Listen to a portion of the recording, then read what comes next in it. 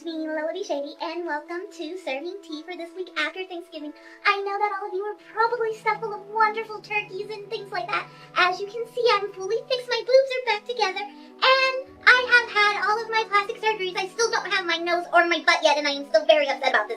But these are things that are going to be taken care of, and I do plan on getting all of my plastic surgery, and I do plan on getting cheekbones and everything like that. And you know what? You guys may call me ugly, and you may say that I'm not beautiful, but I will be beautiful, and I will get all of the plastic surgeries that I want, and I will be every bit of plastic wonderfulness. So you may hate me, and you may say that I'm not wonderful, but one day I will be wonderful, and one day I will walk down the street, and everybody will see me, and they'll be like, you know what? That Lola is a beautiful, beautiful, beautiful puppet. And you know what I'm going to say? I am beautiful. So you know what? All you Azalea stands that are sitting out there talking trash about me and saying, you know what? Lola isn't really invited to all the Beyonce functions. Yes, I am invited. I'm invited to all the Beyonce functions. I'm invited to everything. So stop talking trash. Stop talking trash about me. Stop hating on me. I'm Lola B. Shady. I'm invited to everything. And I'm talking about all this right now. I'm talking about it. Thumbs me down. Thumbs me down if you want to.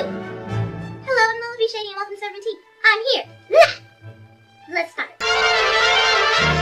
So, French Montana's cheating on Khloe Kardashian. Shocker. I'm not shocked. I totally know he was doing it because he's a whore. He's cheating on like everybody. He's put his penis in everyone, and he looks like he's my cousin because he looks like a Muppet. I've already said that like 500 times. Adam Lynn got put in prison or something for another charge, but at least it wasn't like for driving again. So he's moving up in the world. He got put in jail for like stalking his ex or like for something, and you know Adam's from like Teen Mom 2, and he was the worst baby father ever to Chelsea, and he's just a horrible person. And in other reality news, Portia got dumped by her sugar daddy, and this is not shocking to me because Portia's so stupid. She doesn't even make a good kept woman. I don't know how you cannot be a good sugar baby. But Portia fails at being a sugar baby, and that pretty much transitions us into Real Housewives of Atlanta. Oh my gosh, what is breaking? Roger, why is everything breaking? Why can't we have a decent show?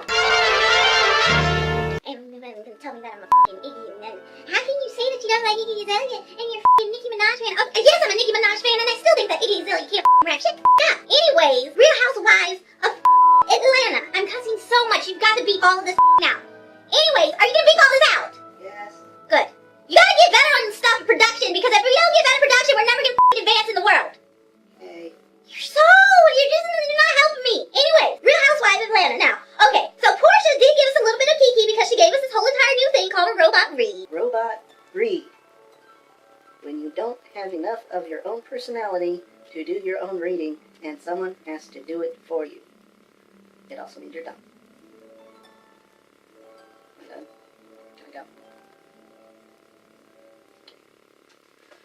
And, you know, it was whatever, you know, she said robot read, but then she decided to be an idiot with the whole entire Claudia thing and become this huge bitch of the week, and, you know, because she has this stupid little job with Ricky Smiley, and she thinks she's the shit because she gets a little bitty paycheck, and she's Nini's little f***ing Shar-Pei dog, and she's basically doing all of Nini's bidding, and she thinks that she's super awesome, but she's pretty much just like Cynthia. And, you know, like I said, I don't have any favorites on any of these shows because they're pretty much all except for Lisa, because I love Lisa. And Nene has gotten pretty much annoying as hell because she thinks she's the queen of the world just because she's gotten all these jobs. But Nene, you can become a little bit humble about your damn jobs.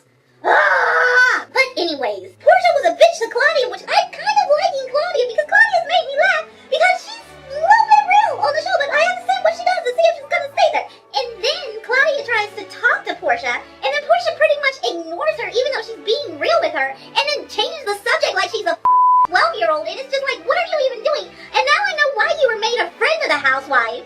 And then this whole entire thing where Nene says, I think that Apollo was lying about lying, and the thing that shocks me about the whole entire situation, because I understand that Kenya did instigate the thing with Phaedra, and okay, Kenya has been, yes, pretty much a bitch, but Apollo is a criminal, and it's pretty deep that Kenya has a reputation of being so much of a whore that a criminal who has been convicted 2 times and is going right now to prison for 8 years has been said maybe he was lying about lying?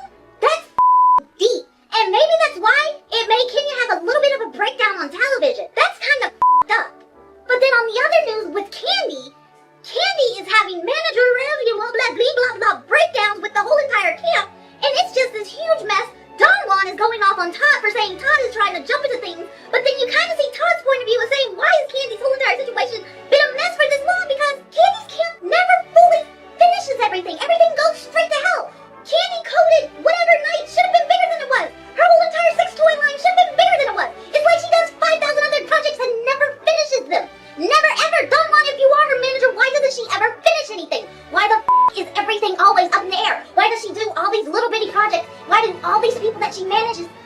get done anything? Why doesn't she ever fully finish any projects? Maybe Todd does need to step in, and maybe it needs to stop being, well, Todd hasn't done all this stuff. Maybe new blood does need to come in, and maybe new blood does need to help. But again, I'm just a pink puppet who doesn't know what the she's talking about, and I have silicone all in my lip. So who knows?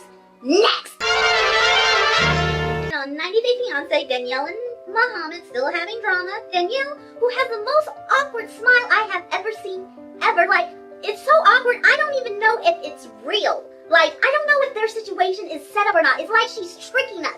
It's like it's not even a real situation. It's like she's looking down and she's like, it's this fake, it's not even real. When she's, please don't leave me, it's like, is this even a real, is it a joke? But basically she's lost her job, and Muhammad is like, he's about to leave. Because I don't know if he wanted a kept woman, I don't know what he wanted, but he is like, this is not what I wanted you to pay for my visa, I wanted this to be better. And she went and got a prom dress, she was trying to talk, and it's just a mess.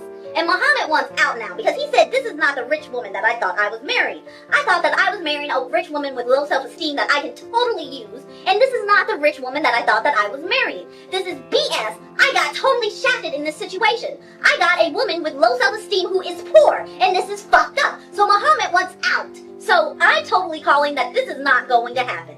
And then on 90 Day Fiance, I have a new segment called Face of the Week. And the Face of the Week on Serving Tea is going to Danny's dad, who decided to say that in our country that we do not have interracial marriage. It's not very accepted. Danny's father, you are a idiot and a complete face. What do you think this is, 1920? Are you serious? We have homosexual marriage. Where have you been? No, you know what? I bet you that you off to black women all the time, and you just don't want people to know about it. And you're so hiding every thing that you just want to just act like you're not into black women. So you're gonna act like you don't accept interracial marriage, and you're gonna try to hide it. Your poor wife was so ashamed to be married to you on that whole entire segment. I would have been ashamed to be even walking with you. You are a horrible person. Are you serious? Danny, I don't even know. Oh, 90 Day Fiance. Damn. Muhammad, I'm sorry that you didn't get the link that you wanted. Poor Muhammad. Vanderpump Rules was a mess. I don't know. I missed the week before, and Jack's got his new nose, and, I'm very happy for him. And this whole entire motorboat gate, and, I'm happy for him because, like I said, I understand the whole plastic surgery thing and being happy, but he was going off about this whole entire motorboat gate. And, I understand that Jax loves Tom, and he wants to be with him, and, I want him to be with Tom, too.